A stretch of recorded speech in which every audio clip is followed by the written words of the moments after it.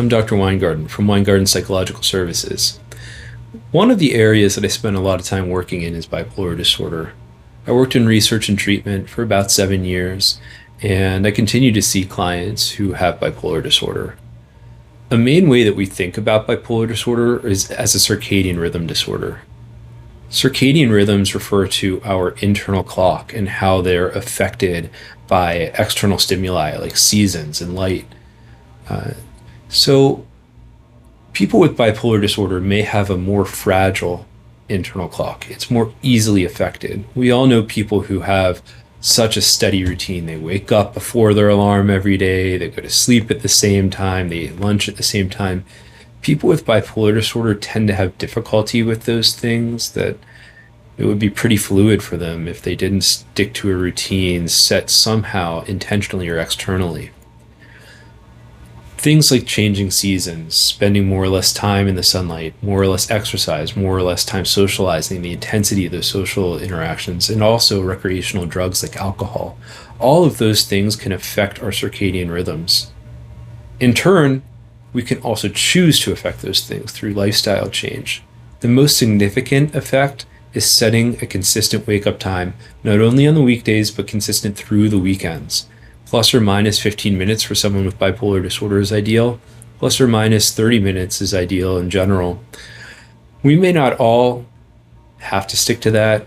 We may not always be able to stick to that, but it will make improvements in our mood. That wake-up time, in turn, dictates our sleep time. We want to get 7 to 8 hours of sleep.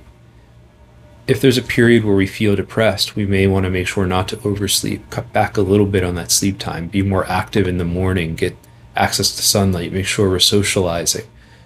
Sometimes doing those things takes a skill called opposite action, doing the opposite of what we feel. That's a term coined by Marshall Linehan in dialectical behavior therapy. Conversely, if we notice signs of mania, we want to do the opposite, slow ourselves down, not feed into it, not expose ourselves to excess sunlight early in the morning. We don't want to stay up extra late. We don't want to do super exciting social things. We want to try to slow ourselves down, calm ourselves down, read a book in a dimly lit room by a nice warm colored lamp, take a bath. So those sorts of things can help to slow us down. And the things that I've found with clients that I've seen for many years is a lot of them have much better managed symptoms. They don't even think about it, but they come into session saying, these are the symptoms I experienced and these are the changes that I did. And those are things that you can come to do for yourself, whether or not you have bipolar disorder, by simply thinking about, what is my mood today? With bipolar disorder, we think about -5 for depression, +5 for mania, with 0 in the middle being what we would consider euthymic or normal mood. We want to think about the specific symptoms that we're experiencing so we get an idea of what the early warning signs are for us internally. Do I feel more talkative? Do I feel impulsive? Have I been sleeping less and not feeling tired? Those are some of the key signs we want to pay attention for. We also want to know our external triggers. Maybe it's socializing, maybe it's stress, maybe it's seasonal changes. A lot of times, clients over the course of a few years can start to develop a keen awareness of what those things are.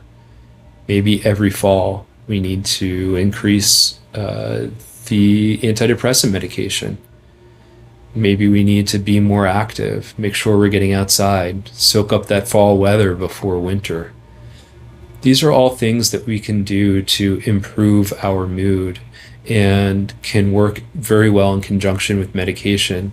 It may even reduce our need for higher doses of medication, which we want to do in collaboration with a psychiatrist. On our website, weingartenpsychologicalservices.com, we have a few blog articles and resources for download to help manage bipolar disorder that are things that you could do in conjunction with a therapist or another mental health care provider.